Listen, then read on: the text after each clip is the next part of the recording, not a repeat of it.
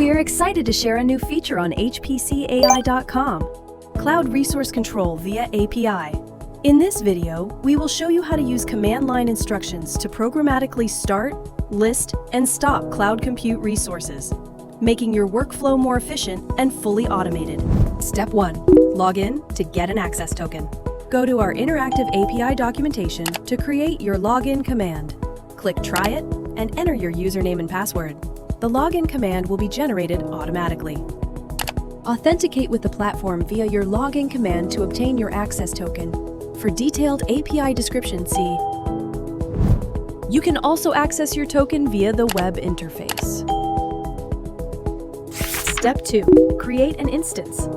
To create an instance via API, simply configure your instance on the Launch Instance page on the HPC-AI.com platform. Then click Export curl command at the bottom to generate the API request automatically. If you mount remote storage or expose HTTP ports, those settings will be reflected in different parts of the exported curl command. Use the obtained token to create a new instance. The token should be passed as a cookie. For detailed API description, see. The instance has been successfully started. Step 3. List all instances. Go to our interactive API documentation to create your list command. You can view a full list of all your instance configurations on the instance page on the HPC-AI.com platform. Retrieve a list of all your instances via the list command. All information configured on the instance page, such as instance type, image, and storage, will be reflected in the response returned after executing the API command. Instance results are returned in pages, controlled by the pager parameter. Current page starts from 1 and indicates the page number, while page size specifies how many instances are returned per page. The response includes a total entries field, which represents the total number of instances available. After your instance is created and running, you can access the JupyterLab service for your instance.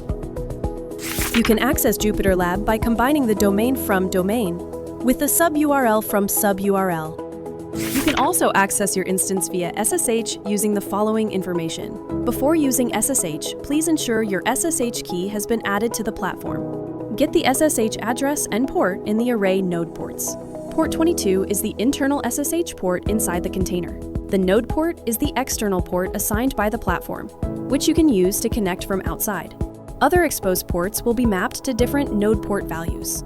Use the response data to complete your SSH command and connect to the instance. Step 4. Stop an instance.